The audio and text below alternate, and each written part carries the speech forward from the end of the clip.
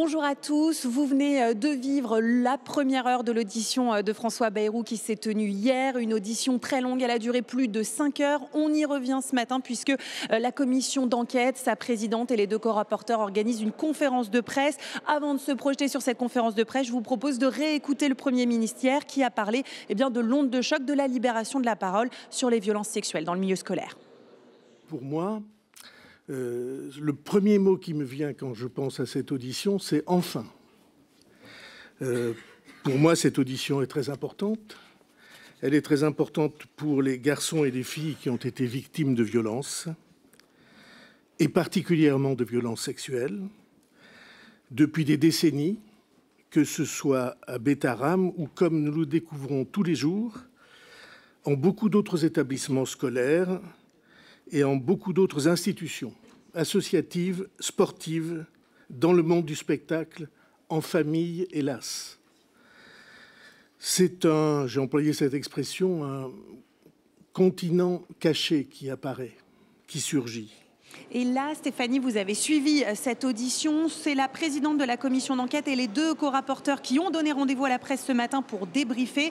Grande tension entre le Premier ministre et ses responsables de la commission d'enquête. Oui, hier, il n'y avait plus d'hésitation comme au premier jour de l'affaire. Le Premier ministre était très offensif. Il s'est défendu pied à pied pendant 5h30 d'une audition, vous l'avez dit, sous tension. Il est arrivé avec des documents, des articles. Et s'il a changé de stratégie, il n'a pas changé de ligne de défense. Il n'était pas au courant des violences, pas au courant des violences sexuelles à Betaram avant que la presse n'en parle. Il a répété qu'il n'était jamais intervenu dans une affaire judiciaire. Il a même contesté des témoignages devant la commission d'enquête, qualifiant notamment une professeure d'affabulatrice. Alors l'audition a été très tendue dès le départ et elle a vite tourné au face-à-face entre François Bayrou et Paul Vannier, le rapporteur qui est député insoumis. À de multiples reprises, François Bayrou l'a accusé de déformer la réalité, de manipulation, d'utiliser des méthodes pour créer le scandale. Il a dit « il s'agit de me coincer pour me pousser à démissionner ». Alors là, dans quelques instants, Stéphanie, on va voir 3 personnages de cette commission d'enquête. La présidente, la socialiste Fathia Keloua-Hachi et les deux co-rapporteurs,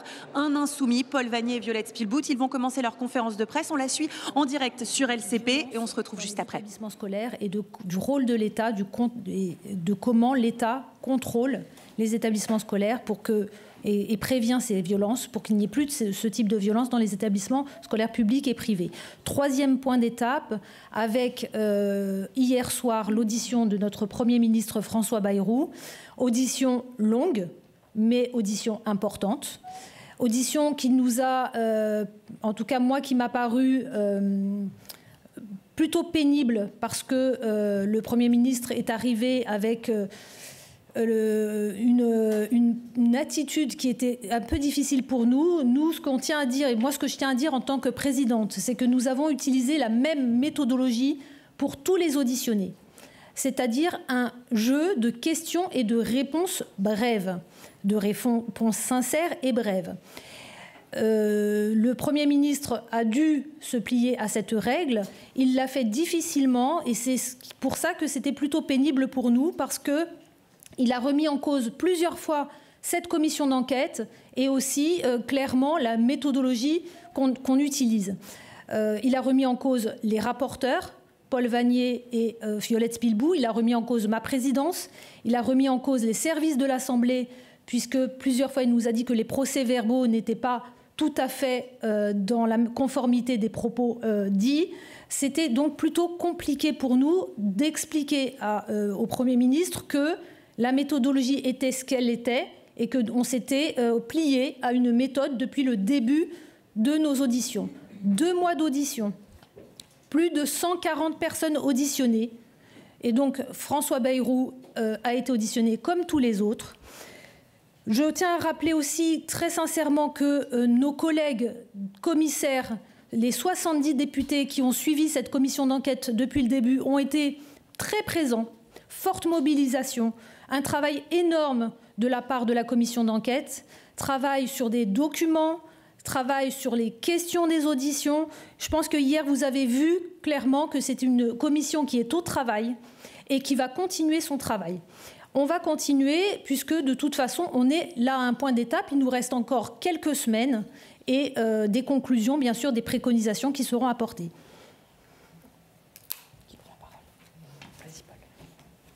Merci Madame la Présidente et d'avoir rappelé les conditions dans lesquelles nous avons conduit cette audition.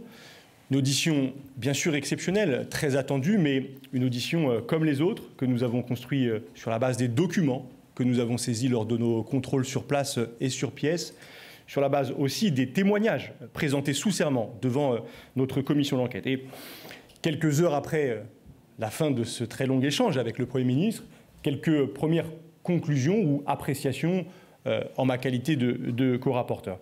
Elle me paraît très importante, cette audition, car elle permet de confirmer que le Premier ministre, à plusieurs reprises, ici à l'Assemblée nationale, à Pau, devant les victimes de Betaram, a menti. Il a menti et il le reconnaît en faisant devant la commission d'enquête varier très profondément, très notablement sa version de toute une série de faits, de sa connaissance des faits de violence physique et sexuelle à Betaram qu'il reconnaît désormais, à la question de son rapport au juge Mirande, par exemple. Il nous informe aussi, le Premier ministre, de la façon dont il a agi lorsqu'il était ministre de l'Éducation nationale, lorsqu'il commande en 1996 un rapport d'inspection très important sur Betaram.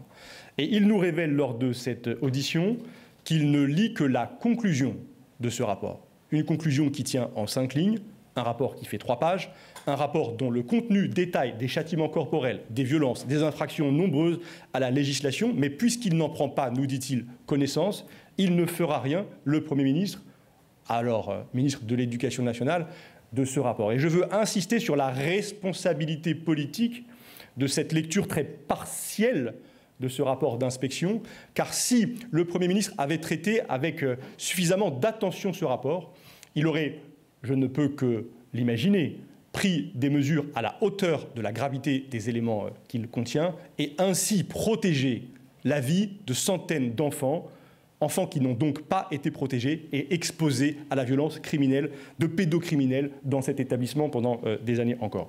Je retiens enfin de cette audition que le Premier ministre est empreint d'une culture de la violence et d'une culture de la violence sur les enfants qu'il a à nouveau manifesté en relativisant devant nous des gestes qu'il a décrits comme des gestes éducatifs, des claques, des gifles, des tapes éducatives, a-t-il dit, des claques non violentes, a-t-il indiqué. Et cette relativisation de la violence sur les enfants, elle nous enseigne, car elle nous indique sans doute pourquoi François Bayrou, dans les années 90, ne traite pas avec la vigilance qui est attendue de lui les signalements, les alertes sur ces violences qui lui sont transmises.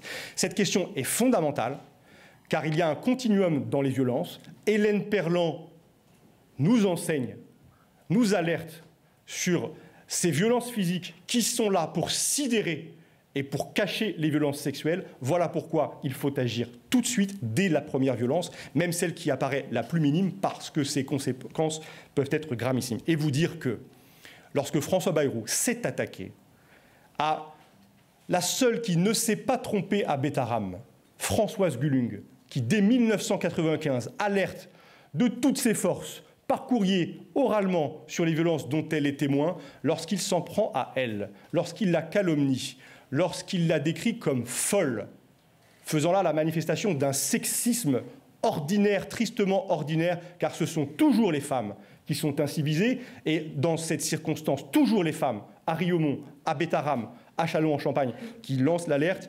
Il a eu une attitude que, je crois pouvoir le dire au nom aussi de mes collègues, nous a choqués, et qui, pour ma part, est l'attitude d'un homme, d'un Premier ministre qui adresse un message terrible au pays, aux victimes, à celles et ceux qui s'interrogent aujourd'hui sur la nécessité de prendre la parole. En s'attaquant à la lanceuse d'alerte comme il l'a fait, François Bayrou entretient l'omerta et tente d'intimider celles et ceux qui voudraient dénoncer des violences. Cela me paraît inacceptable, cela me paraît extrêmement grave. Je termine en vous disant que je suis pour ma part déterminé à poursuivre de la même façon que nous avons travaillé depuis 2 mois maintenant nos auditions. Nous avons 3 ministres qui sont attendus devant notre commission d'enquête aujourd'hui. Je veux dire que c'est une responsabilité d'être co-rapporteur d'une commission d'enquête parlementaire comme celle-là. Je l'assume entièrement. Et ni l'outrance, ni la violence, ni les agressions du Premier ministre ne me feront renoncer à ma tâche. Je n'ai qu'un but, empêcher d'autres bêta-rames, identifier des dysfonctionnements dans les mécanismes de contrôle par l'État des phénomènes de violence et protéger tous les enfants de notre pays. C'est le but de tous les membres de notre commission d'enquête parlementaire. Merci. Alors, protéger tous les enfants de notre pays, c'est la mission et l'objectif de notre commission d'enquête parlementaire.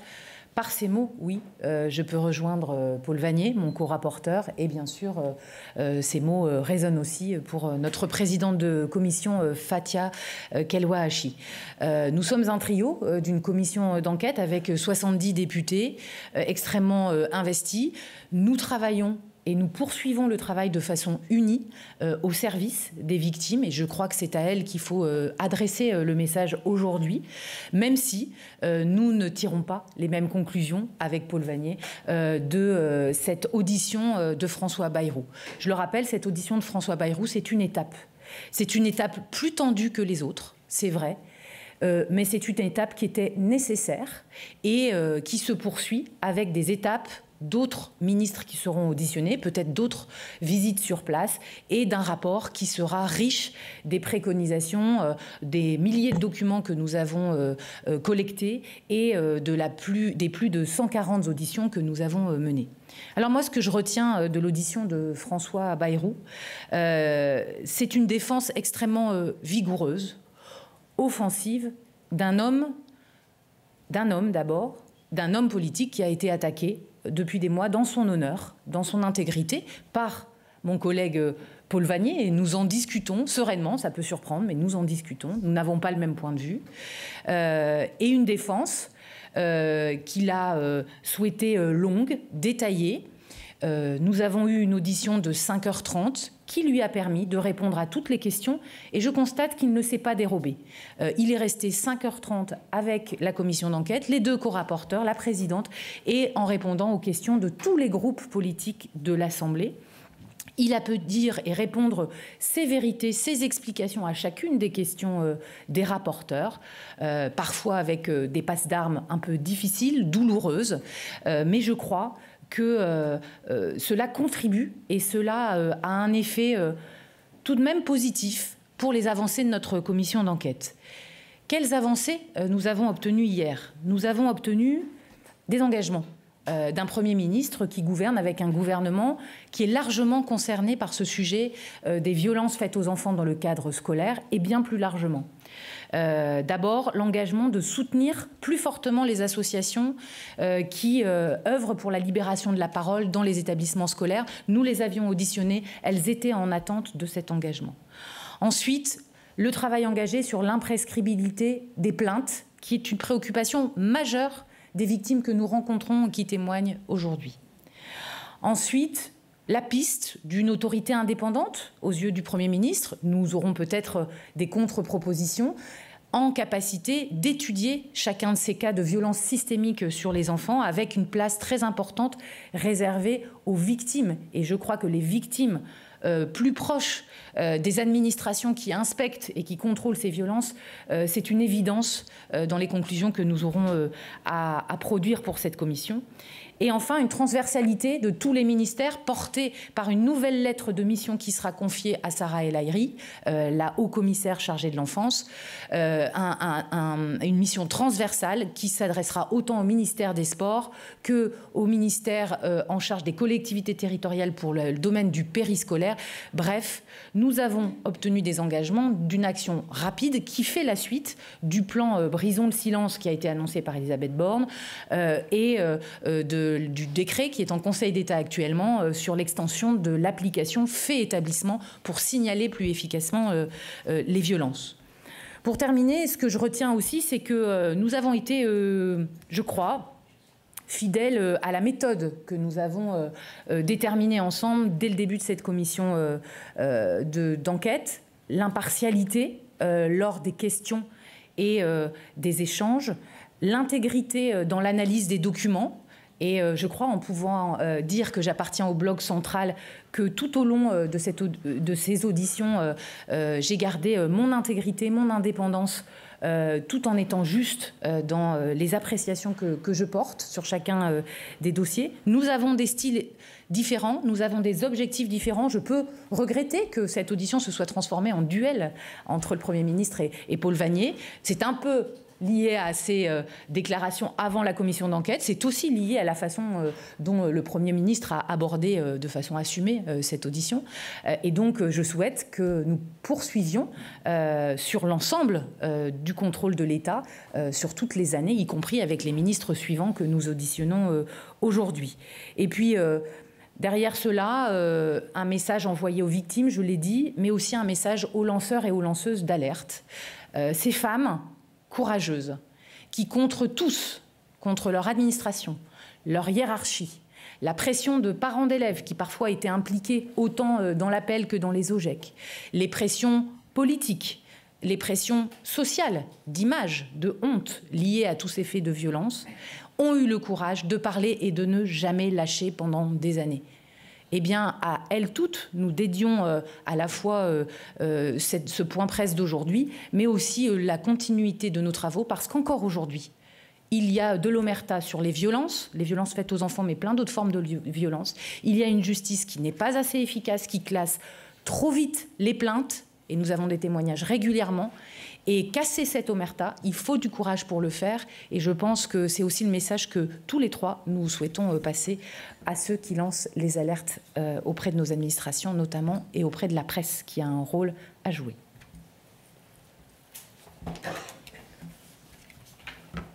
Bien, pour finir, j'aimerais quand même rappeler que nous n'avons pas conclu nos auditions. Il nous reste encore 15 jours d'audition.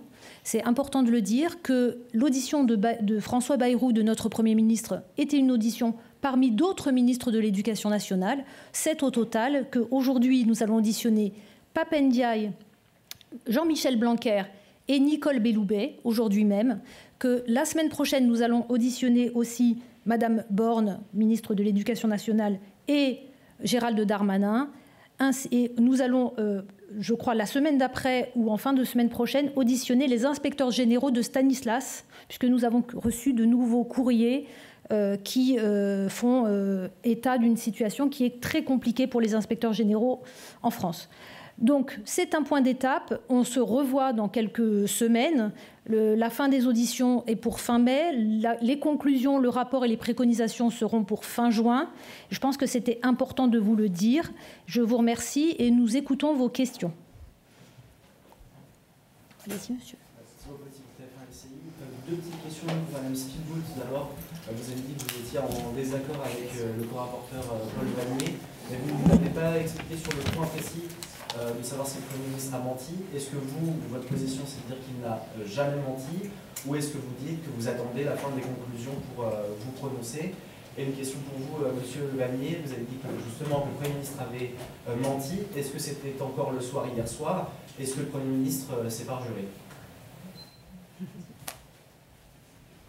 Alors, le Premier ministre, hier soir, a répondu sous serment qu'il n'avait jamais menti, qu'il y avait des imprécisions dans ses souvenirs, qu'il s'agissait de rencontres et d'échanges, de lectures d'articles de presse d'il y a plus de 30 ans. Et je le crois. Je crois à un Premier ministre qui est ébranlé dans ses valeurs personnelles, ses engagements politiques. Et donc, nous aurons les discussions ensuite au sein de la commission d'enquête. Mais je le rappelle, l'objectif de la commission d'enquête, ce n'est pas de faire le procès de François Bayrou, c'est bien de rechercher des responsabilités politiques et générales qui nous permettront d'amener des propositions dans un rapport de commission d'enquête et peut-être une proposition de loi. Donc on est bien loin là de l'objectif principal. Et d'ailleurs, il faut être à l'écoute des citoyens qui sont très attentifs sur notre commission d'enquête. Ils ne veulent pas que cette commission d'enquête se transforme en duel ou en procès politique, et j'y veillerai en tant que co-rapporteur. Est-ce que le Premier ministre a menti? Oui. À plusieurs reprises, ici, à l'Assemblée nationale, dans plusieurs déclarations publiques qu'il a assumées depuis maintenant 2 mois. A-t-il menti hier soir sous serment? Il est pour moi trop tôt pour le dire. Moi, je suis dans un travail précis, factuel, minutieux, rigoureux depuis plus de 2 mois avec mes collègues. Et donc, je vais examiner le détail des déclarations de François Bayrou hier soir avant d'en tirer d'éventuelles conclusions. Je ne voudrais pas pour autant que nous banalisions la question du mensonge d'un ministre, a fortiori du premier d'entre eux, a fortiori dans l'enceinte de l'Assemblée nationale, en réponse à des questions de parlementaires. La mission des parlementaires est le contrôle de l'action de l'exécutif.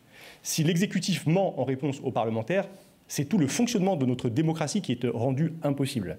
Donc François Bayrou a reconnu hier avoir menti dans l'hémicycle de l'Assemblée nationale en faisant varier sa version qui le met en contradiction rapportée à des déclarations précédentes. C'est un fait, je crois, très grave. C'est un fait qui interroge bien sûr tous les groupes politiques de l'Assemblée nationale, qui interroge chaque député. Moi, j'échangerai avec mes collègues aussi, bien sûr. Et puis sur la question précise du parjure, peut-être passer la parole à la présidente de notre commission d'enquête, car c'est là sa prérogative exclusive à cette étape, en tout cas, de nos travaux.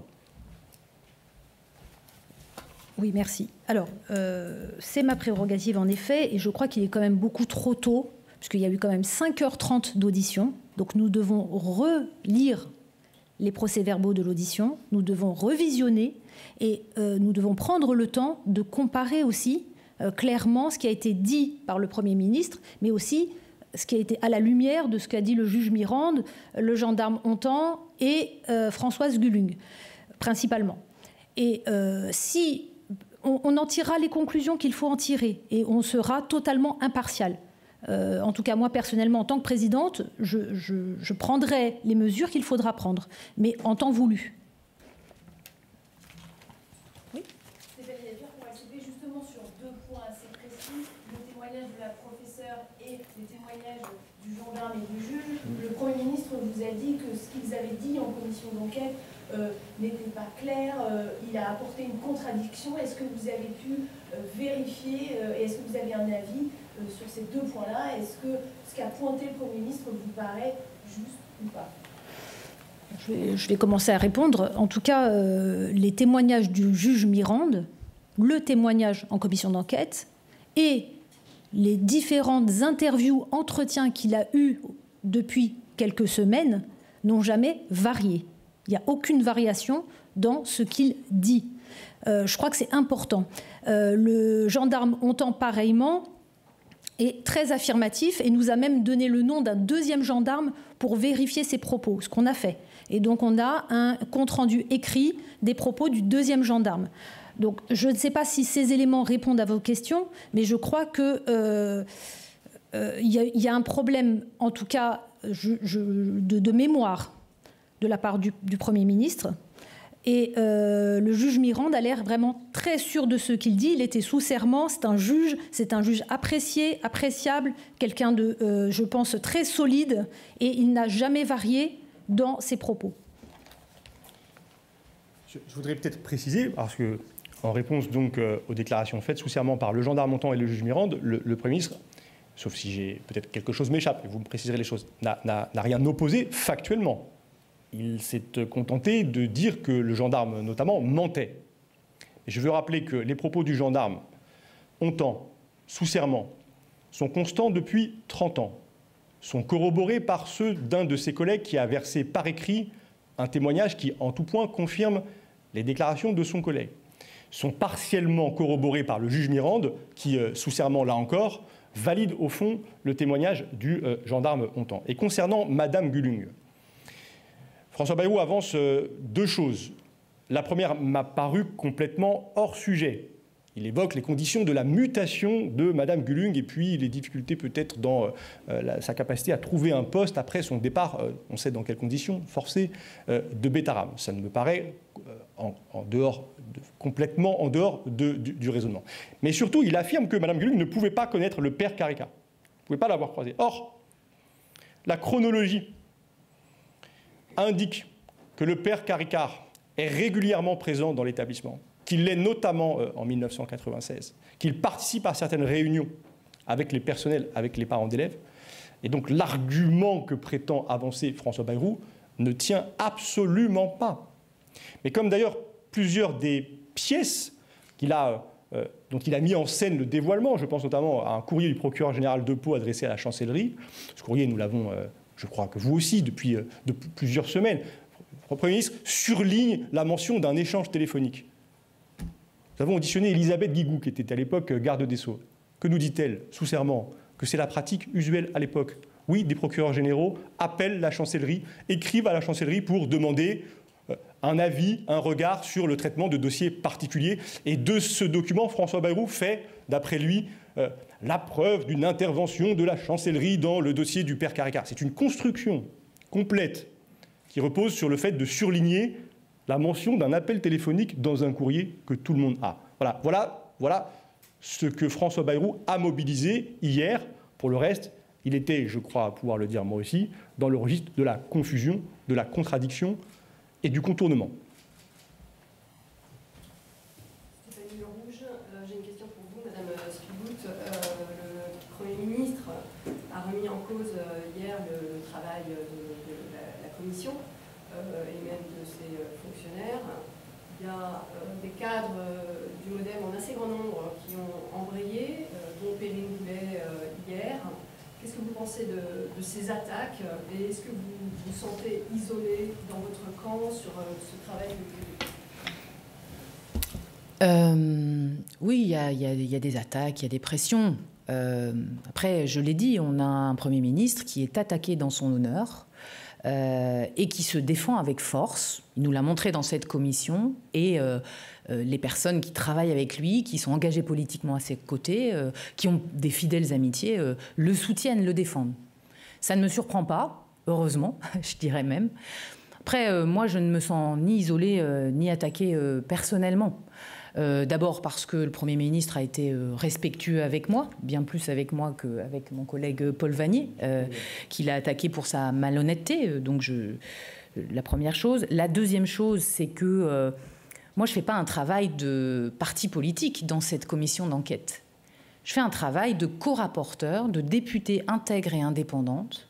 Une commission d'enquête, elle est régie par les lois de l'Assemblée nationale, qui est présidée par la présidente de l'Assemblée nationale, et qui a des pouvoirs constitutionnels d'enquêter, d'obtenir des informations et d'auditionner des personnes sous serment. Nous utilisons, je crois, ces pouvoirs à extrêmement bon escient pour les mettre au service des victimes et au service de la presse, parfois, parce que nous nous exprimons régulièrement, mais la presse fait un travail d'investigation qui est utile aux victimes, qui est utile à briser l'omerta. Et je le redis, tous ces discussions d'hier montrent combien ces omertas, dans le sud-ouest, mais aussi dans les Hauts-de-France, en Bretagne, dans le centre de la France, ont eu lieu, combien la justice n'a pas agi à temps pour protéger les enfants, et combien aujourd'hui encore ça existe. Parce que je le dis, moi je pense encore qu'aujourd'hui, il y a une omerta, il y a dans chaque territoire des personnalités qui se connaissent entre justice, politique, établissement scolaire, les pouvoirs, et que c'est cela aussi que nous faisons, cet exercice de transparence, et c'est la force de cette commission d'enquête.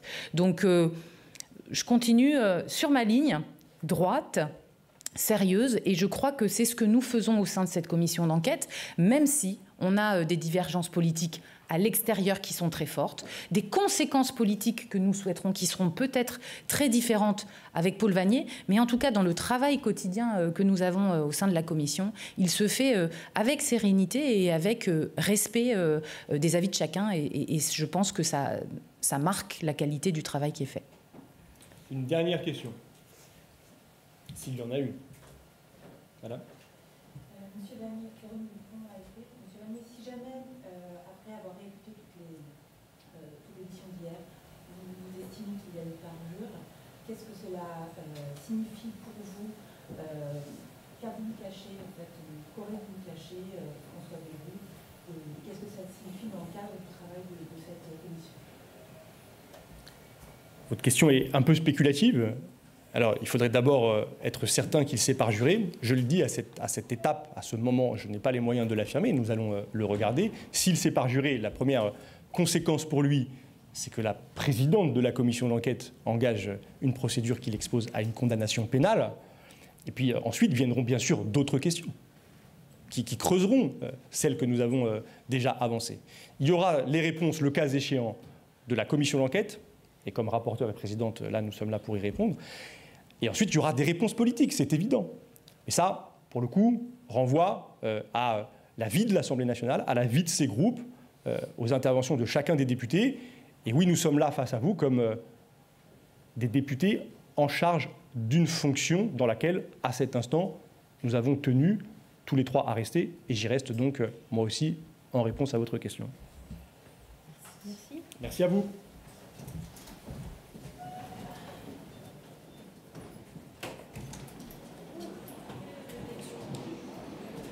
Et on a suivi donc cette conférence de presse de la commission d'enquête sur les violences scolaires. On avait la présidente et les co-rapporteurs. Stéphanie Despierres, on va revenir avec vous, mais je vous propose tout d'abord d'écouter le mot d'introduction de la présidente de la commission d'enquête, la socialiste Fathia Kelouachi. Elle est revenue sur les attaques du Premier ministre hier. Écoutez.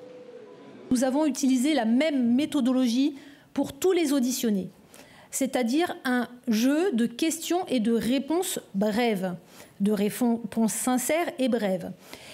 Le Premier ministre a dû se plier à cette règle.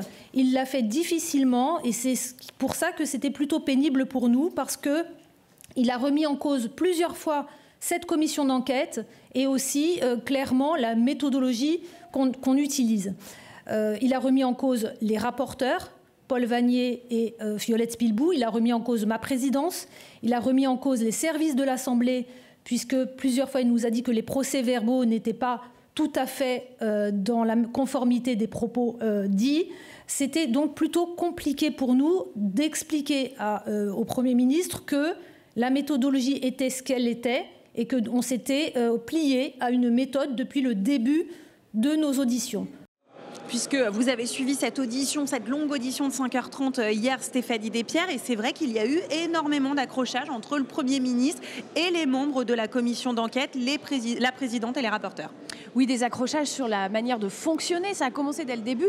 Le Premier ministre voulait faire un propos liminaire. La présidente de la commission lui dit non, ça ne se passe pas comme ça dans cette commission. Donc dès le début, c'était sous tension. Il y a eu d'autres moments où le Premier ministre avait des documents qu'il souhaitait projeter. Soit ça ne fonctionnait pas, soit la présidente voulait passer autre chose. Donc c'était très tendu. Et puis, évidemment, il y a eu ce duel, ce face-à-face entre François Bayrou et Paul Vannier, le rapporteur insoumis de cette commission d'enquête. Le Premier ministre lui a reproché à plusieurs reprises de déformer la réalité, d'être malhonnête, de vouloir créer le scandale. Et tout au long de ces 5h30 d'audition, il y a eu de la tension de part et d'autre. On s'en souvient, Stéphanie Despierres, c'est Paul Vannier, le député insoumis, qui avait le premier interpellé François Bayrou dans l'hémicycle sur ces questions. Il est maintenant co-rapporteur de cette commission d'enquête.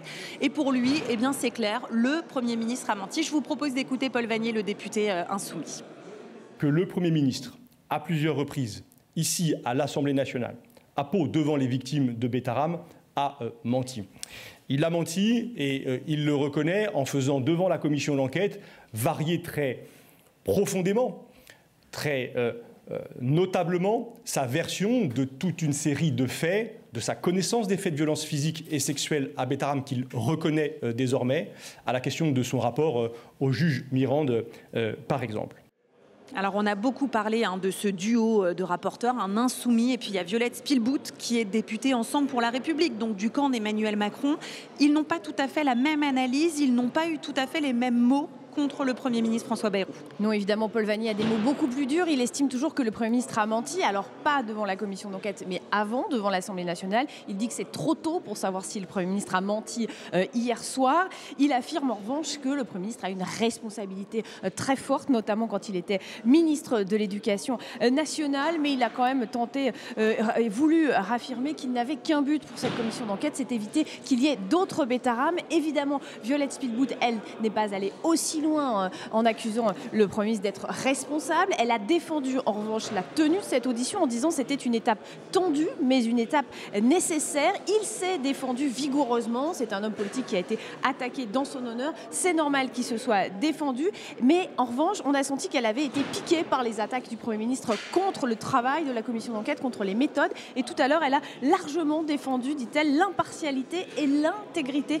de l'analyse des documents qu'elle fait au sein de cette commission d'enquête avec le co-rapporteur Paul Vannier. Merci beaucoup Stéphanie Despierres, et la commission d'enquête continue son travail puisqu'elle auditionnera notamment d'anciens ministres de l'Éducation nationale. Sachez que sur LCP, on suit ces travaux. Vous pouvez les retrouver sur notre chaîne YouTube et puis sur nos articles de notre équipe web notamment, qui suit très attentivement cette commission d'enquête contre les violences scolaires. Merci Stéphanie d'avoir suivi cette conférence de presse. Merci à vous de l'avoir suivi. On se retrouve tout au long de la journée évidemment sur LCP. Belle journée à tous.